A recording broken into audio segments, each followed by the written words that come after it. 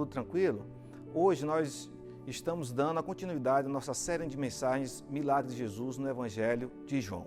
Hoje nós também estaríamos trazendo o sétimo milagre de Jesus, a ressurreição de Lázaro. Mas, como alguns estão nos procurando a respeito do primeiro e do segundo milagre, hoje o que é que nós vamos fazer? Antes de finalizar esse bloco dos milagres de Jesus no Evangelho de João, nós vamos trazer o primeiro e o segundo milagre. Então hoje nós vamos falar a respeito da transformação da água em vinho. Eu quero convidar você a abrir João, ali junto conosco, Evangelho de João, capítulo 2, versículos de 1 ao de número 12, que diz assim, veja bem: no terceiro dia houve um casamento em Caná da Galileia. A mãe de Jesus estava ali. Jesus e seus discípulos também haviam sido convidados para o casamento. Tendo acabado o vinho, a mãe de Jesus lhe disse: eles não têm mais vinho. Respondeu Jesus: que temos nós em comum, mulher? A minha hora ainda não chegou. Sua mãe disse aos serviçais: façam tudo o que ele lhes mandar. Ali perto havia 6 potes de pedra, do tipo usado pelos judeus para as purificações cerimoniais. Em cada pote cabia entre 80 a 120 litros. Disse Jesus aos serviçais: encham os potes com água. E os encheram até a borda. Então lhes disse: agora leve um pouco do vinho ao encarregado da festa. Eles assim o fizeram. E o encarregado da festa provou a água que fora transformada em vinho, sem saber de onde este viera, embora o soubessem os serviçais que haviam tirado a água. Então chamou o noivo e disse: todos servem primeiro o melhor vinho, e depois que os convidados já beberam bastante, o vinho inferior é servido. Mas você guardou o melhor até agora. Este sinal miraculoso em Caná da Galileia foi o primeiro que Jesus realizou. Revelou assim a sua glória, e os seus discípulos creram nele. Que milagre maravilhoso, que passagem tremenda, né, queridos? Queridos, esse fundo aqui, o contexto desse milagre, é o primeiro milagre que o Evangelho de João começa a narrar a respeito dos 7 milagres de Jesus. Todos os milagres de Jesus no Evangelho de João, eles apontam, eles sinalizam para Jesus sendo Filho de Deus. É por isso que existem esses 7 milagres, muitos deles são chamados de sinais. Então, um sinal aponta para algo mais na frente, né? Então, eles apontam, eles sinalizam para que nós creiamos que Jesus é Filho de Deus, é o Senhor que tem condição, é o Senhor que tem o domínio sobre a natureza, sobre a nossa saúde. Ele é o Senhor de todas as coisas. Pois bem, aqui, queridos, Jesus e os seus familiares é convidado para um casamento. E durante esse casamento falta o vinho. Então, o casamento naquela época, eles duravam por muito tempo. E o que é que acontece? Faltou a bebida, faltou o vinho. O vinho na Bíblia simboliza o que? A alegria, né? Então, os convidados, eles eram desonrados caso faltasse a bebida, faltasse ali o ingrediente que alegrava, né? Que chegava ali realmente a confraternização de todos aqueles seus familiares. Diante disso, a mãe de Jesus, Maria, detecta que faltou algo que era essencial naquela época. Se não era, a família era desonrada, ia sair uma fofocaiada, um buchicho, né? Não tinha WhatsApp, não tinha redes sociais, mas o povo começava a divulgar que o casamento não foi bom por causa disso e daquilo.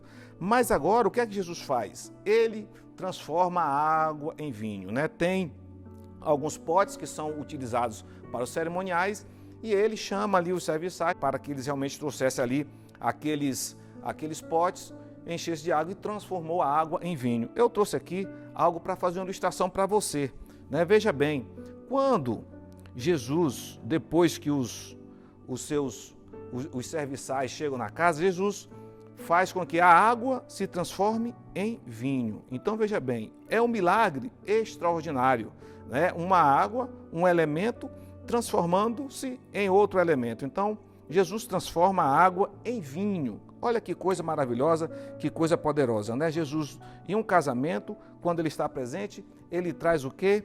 A alegria, o vinho. E eu quero mostrar para você aqui algumas lições pedagógicas das quais nós precisamos aprender com esse milagre de Jesus, da transformação da água em vinho. A primeira ensino pedagógico que eu vejo aqui, que Jesus passa para nós, é que nós precisamos estar atentos às oportunidades para a realização do milagre. Veja bem, o que é que Maria diz no versículo 3? Diz assim: quando acabou o vinho, a mãe de Jesus disse: o vinho acabou. Ora, queridos, Maria sabia, conhecia Jesus. Maria, desde o ventre, né, quando ela é anunciada, né, quando o anjo chega para ela, ela sabe das características, do caráter, né, e da missão de Jesus. Então ela já sabia, já conhecia. Ela também sabe da passagem dele no templo, quando ele começa na sinagoga a ensinar aqueles sábios, e ela sabe do potencial de Jesus. Mas aqui ela vê justamente a hora para que Jesus, digamos assim, deslanche, né, que até ali ele não tinha realizado nenhum milagre, segundo o Evangelho de João, e Maria disse para ele, olha, o vinho acabou, está na tua hora. Queridos, muitas vezes nós não vemos as oportunidades.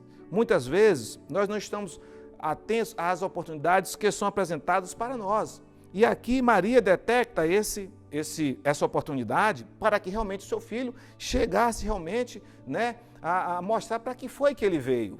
Então ela percebe essa oportunidade. Tem outra mãe aqui que eu quero trazer para você também, né, que faz com que também o seu filho aproveite a oportunidade, é Rebeca. Esaú e Jacó são dois irmãos, é uma história bastante conhecida, que Esaú é o primogênito, ele está prometido para ter a bênção da primogenitura, todo o direito, mas o que acontece? Esse rapaz, ele começa a trocar, né? Ele tem um momento em que ele está cansado, está com fome, o irmão dele faz um prato de lentilha e ele troca a primogenitura, tudo aquilo que tinha direito, por um prato de comida, né? Então ele vê ali, a gente percebe o que?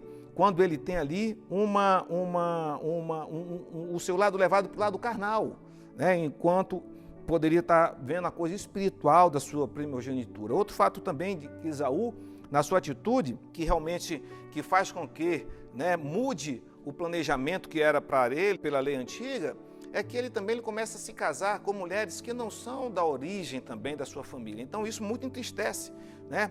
Rebeca, quando ela ouve que o pai, Isaac, né, quer passar, já abençoar, ela ouve ali o pai falando para que ele fosse realmente fazer uma comida do jeito que ele gostava, um guisado, e ela vê ali a oportunidade de substituir aquela bênção. Ela olha, eu vou botar Jacó, porque Jacó, ele era mais, ficava mais em casa, ela tinha percebido um coração mais espiritual, e ela começa a ver as atitudes de Jacó diferentes da atitude de Esaú, e ela vê ali uma oportunidade de realmente, daquela bênção da primogenitura, passar para ele. Eu quero trazer para você, meu querido, é que Deus não faz acepção de pessoas, mas Ele faz acepção de atitudes. Quando nós temos atitudes que realmente são negativas, quando nós temos atitudes que são de desencontro com a vontade de Deus, realmente as coisas não acontecem. Mas quando nós estamos ligados em Deus, com os olhos fitos nas nossas oportunidades, Deus nos abençoa. Outro texto aqui bastante elucidativo que eu vejo aqui está em Jeremias 46, 17, que diz assim, o profeta Jeremias, trazendo uma profecia contra o rei do Egito, diz assim, olha, o faraó, rei do Egito, é barulho e nada mais. Ele perdeu a sua oportunidade. O Egito era uma grande força política, militar, o exército era muito grande, mas ele perdeu, diz Jeremias, diz, olha, ele perdeu a sua oportunidade, perdeu a oportunidade de ser protagonista, né? Então ele perdeu para quem? Para os reis da Babilônia. Então isso é que nós não podemos perder, nós precisamos estar atentos às nossas oportunidades para que o Senhor realize os milagres de nossas vidas. Amém, queridos? A segunda lição pedagógica que eu vejo aqui também nesse milagre da transformação de água em vinho é entender que existe um tempo certo para Deus agir. Existe um tempo certo para Deus agir. Diz assim, Jesus respondendo o questionamento de Maria, diz assim, olha, não chegou ainda a minha hora. Olha só, Maria percebia a necessidade de Jesus estar trazendo, né, à existência a sua missão. Mas ele diz para ela, olha, ainda não chegou a minha hora. Queridos, um dos grandes problemas hoje da humanidade é a questão do tempo. Por que a questão do tempo? Porque hoje, devido às redes sociais, à internet, toda essa tecnologia, nós ficamos mais, digamos assim, como diz na gente, nós ficamos mais pilhados, as coisas acontecem de uma hora para outra, uma notícia que saiu em poucos segundos a gente já está sabendo. Então nós acostumamos com uma coisa rápida, né? Hoje, antigamente você pegava um ônibus, demorava. Hoje, dependendo da localidade que você estiver em Brasília, o ônibus é mais rápido. Hoje o pessoal tem um veículo, tem um meio de transporte. Então, o tempo hoje, ele ficou mais, digamos assim, imensurável, né? Porque a coisa é muito rápida. O dia amanhece, daqui a pouco a gente já está cansado, já quer deitar, porque o dia já passou muito rápido devido às nossas atividades. Mas nós temos que perceber que nós temos um tempo, e a Bíblia diz que há tempo para todas as coisas. E o milagre aqui, quando Maria é questionada por Jesus, ele diz, olha, a minha hora não chegou. No livro de João, várias vezes falar dessa palavra, a minha hora não chegou, a hora dele não chegou. E depois tem outro texto que diz assim, a hora é chegada. Em João 7,30 diz assim, então tentaram prendê-lo, mas ninguém lhe pôs as mãos, porque a sua hora ainda não era chegada. Então existe um tempo, né, para que Jesus, houve a manifestação dele depois, mas existe um tempo adequado. No capítulo 8, versículo 20, diz assim, no entanto ninguém o prendeu, porque a sua hora ainda não havia chegado. 12, 23, Jesus respondeu, chegou a hora de ser glorificado o Filho de Deus. Então, meu irmão, nós temos tempo para todas as coisas. O tempo de Deus agir é um tempo certo, não é o meu tempo e não é o seu tempo. Esse tempo de quarentena, eu tenho aprendido muito, coisas simples. Eu vou dar um exemplo meu para você ver mais ou menos como é que é essa questão de tempo, de paciência que a gente precisa ter. Eu tive, durante esse período, 3 receitas de pé de moleque. E eu querendo fazer uma graça em casa, com a esposa e com os meninos, eu falei assim, vou fazer um pé de moleque. O primeiro que eu fiz deu errado. Ficou um pouco duro. Eu disse, olha, tem que fazer mais uma vez. Fiz a segunda vez. Na segunda vez ele ficou mole demais. Aí tinha que pegar, botar no copo e tomar com a colher. No terceiro, ficou duro até demais. Qual foi o aprendizado que eu tive com isso? Que a gente precisa ter o tempo das coisas, né? Nesse segundo, no último, me causou um prejuízo. Teve que, meu bloco do dente, né, um bloco do dente meu saiu, eu tive que sair para emergência para realmente consertar o dente. Então é o seguinte, precisa ter tempo, irmãos. Nós precisamos saber o tempo certo das coisas. Não, querido, não queira passar, né? Tem vários ditados lá, diz, olha, o apressado come cru, né? Não adianta querer passar a carroça na frente dos burros. Isso são os adágios, são coisas que a gente aprende no meio do povo, mas que é um fato, né? Nós precisamos saber e aprender a esperar o momento certo de Deus agir. Terceira lição pedagógica que eu abstraio daqui é que nós precisamos exercer uma obediência incondicional. Veja bem o que diz Maria repetindo, né? Depois no diálogo com Jesus, depois quando Jesus responde a ela, ela diz, olha, fazei tudo o que ele vos mandar, fazei tudo o que eles vos disser. E depois diz assim, no versículo 8 e 9, diz assim, olha, tirai agora e levai ao mestre-sala, eles o fizeram. Então, essa obediência incondicional, você que está nos acompanhando nessa série de mensagens, você pode dizer, poxa, mas essa parte aí eu já vi em 2 milagres, eu me lembro também, né? Essa obediência, tanto do cego de nascença, como aquele coxo, né? Que realmente houve uma obediência incondicional. Então, quando existe uma passagem, quando existe um princípio que é muito repetido, é porque é de suma importância, né? É de suma importância. Então, essa obediência deve ser incondicional. Então, diz assim, nesse primeiro milagre de Jesus, depois nós vamos ver 3 milagres, né? Que, aliás, nós temos nosso vídeo, nosso canal, depois você pode acessar, e não é diferente aqui. Se os discípulos, se aqueles homens, se os serviçais não tivessem ouvido, né, o pedido de Maria e logo depois o que Jesus estava falando, o milagre não teria acontecido. E de igual forma também é conosco. Se nós formos desobedientes, não adianta estarmos orando, não adianta estarmos pedindo, intercedendo para que Deus age. Sabe por quê, queridos? Que Deus não foge da sua natureza. Ele não foge daquilo que ele está distrito à sua palavra, né? Deus pode todas as coisas? Pode, mas nem tudo ele pode. Mas por quê? Porque ele está distrito às leis dele, aquilo que ele falou. Quer ver? Eu vou trazer alguns exemplos para ficar mais didático para você. Olha só, a questão de obediência aqui, quando nós fizemos uma outra série de mensagens a respeito de transformados pelo poder da fé, nós vimos aqui também que Noé, né, foi um homem que realmente ele obedeceu a todas as ordenanças do Senhor. Noé, naquela época, tinha tudo para desacreditar de um dilúvio, de chuva, de enchente. Não existia isso naquela época, né? Mas ele diz o texto no capítulo 6 de Gênesis 22, diz assim: Noé fez tudo exatamente como Deus lhe tinha ordenado. E ele tinha todas as possibilidades, irmão. Hoje a gente tem a palavra do Senhor, temos as histórias, esses milagres de Jesus que apontam para Jesus como Deus, mas naquela época não tinha. Era a voz de Deus falando com o homem ainda não tinha, Deus não tinha nem se apresentado ainda da sua forma como ele era, mas os homens, pela obediência, pela fé, eles iam galgando mais experiências e obedecendo a Deus. Mas eu quero trazer aqui, como eu falei a respeito, de alguns exemplos de desobediência que Deus não vai operar na sua vida. Primeiro, eu quero falar para a mulher.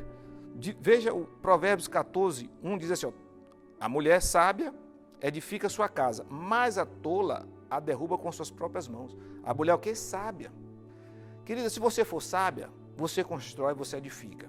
Aí você pode estar orando: Senhor, abençoa meu esposo, abençoa meu filho e minha filha, abençoa meu trabalho, abençoa a minha saúde. Aí sim. Agora, se você é incauta, se você não é sábia, se você realmente não é mulher, segundo esse entendimento da palavra, não adianta você estar pedindo o milagre, porque ele não vem. Porque ele só vem devido à consequência de você realmente ser o que? Obediente à palavra. E os serviçais foram obedientes em tudo que Jesus tinha mandado. Aí você pode falar: poxa, pastor, não vai falar para os maridos? Não, eu vou falar também para os maridões. Olha aqui, para os maridos, a primeira carta de Pedro 3,7 diz assim: olha, maridos, sejam sábios no convívio com suas mulheres e tratem-nas com honra, como parte mais frágil e como co-herdeiras do dom da graça da vida, de forma que não sejam interrompidas as suas orações. Olha só, se o marido, se o esposo não tratar a mulher com denodo, com zelo, com amor, com carinho, tendo-a como parte mais frágil, até as orações são interrompidas. Então, meu querido, como é que o seu milagre vai acontecer? Como é que sua vida vai mudar? Como é que sua empresa vai funcionar? Como é que seu ministério na igreja vai deslanchar? Como é que seus filhos vão lhe honrar?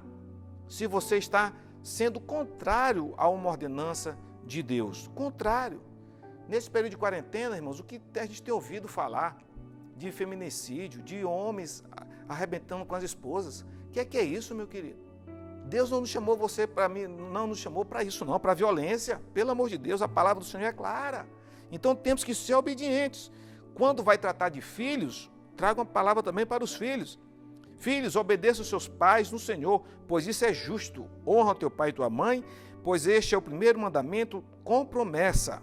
Porque para que tudo que te corra vá bem e tenhas longa vida sobre a terra. Olha só. Então, filhos, moça, rapaz, você quer ter uma vida abençoada? Honre seu pai e sua mãe. Não adianta, volta a repetir, não adianta estar esperando um milagre se estiver desonrando o pai e a mãe. Não adianta o milagre se é desobediente, se não honra, porque a palavra diz, olha, honra o pai e a mãe para que se prolongue a sua vida, ou seja, para você ter uma vida plena, abençoada. Para os pais também.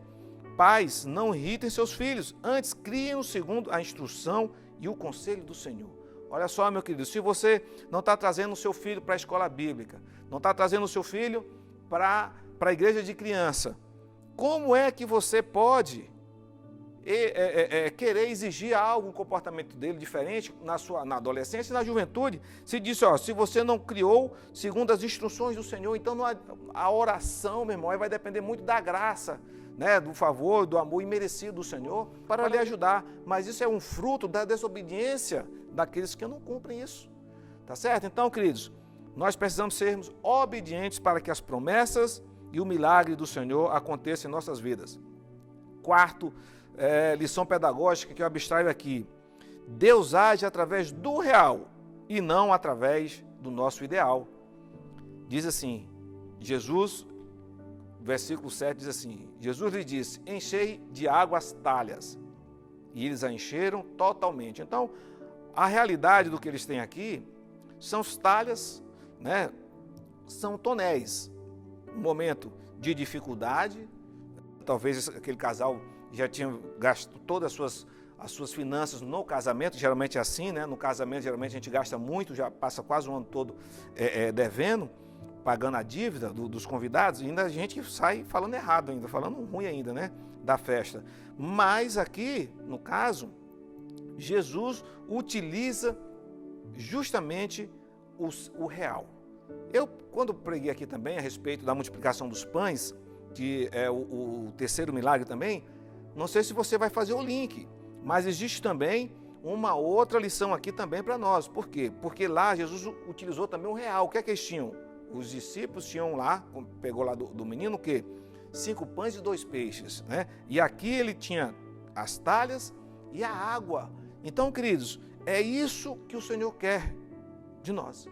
Ele quer agir na nossa vida através do nosso real, através daquilo que eu sou, daquilo que eu tenho. O Senhor não vai agir, né, através da minha vida naquilo que eu estou maquiando.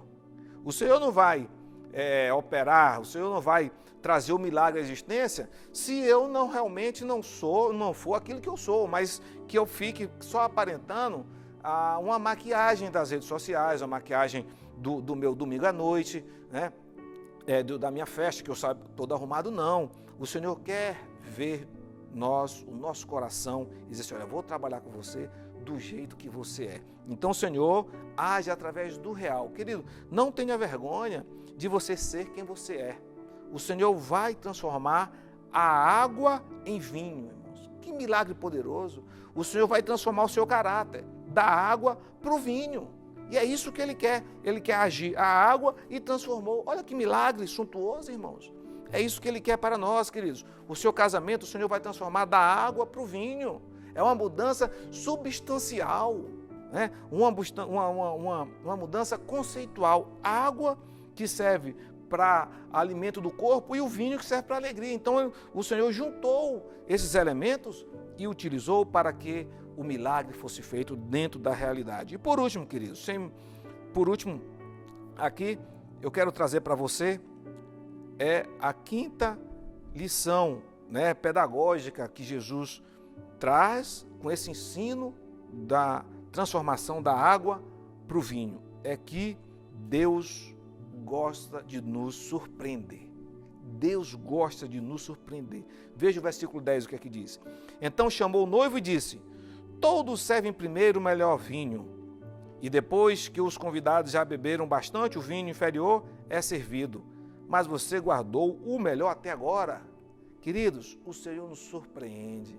O Senhor é o Deus que nos abençoa surpreendentemente. Eu creio nisso. Depois que a gente está de olho nas oportunidades, é obediente, tem o tempo certo, né? Sabe aprender justamente todas essas características, essas lições que nós falamos do 1 até o 4, depois vem a surpresa de Deus, porque Ele olha para mim, para você e diz, olha, é um filho obediente, ele está cumprindo justamente a minha palavra, então eu vou surpreendê-lo. E aqui é o que o Senhor faz. Ele diz, olha, todos costumam trazer o pior vinho para depois trazer o melhor. Você já botou, aliás, todos servem primeiro o melhor vinho e depois que os convidados já beberam bastante, o vinho inferior, você fez o contrário, trouxe o último para o final. É assim que o Senhor faz, queridos. Ele traz para nós, nos surpreende. Às vezes você pode estar aí em uma situação que ninguém saiba qual vai ser o resultado. A circunstância, a pior que for, a pior que seja, você pode estar olhando e falar assim, olha, não tem mais jeito. Mas os milagres de Jesus, eles apontam para Jesus como o Senhor da nossa existência.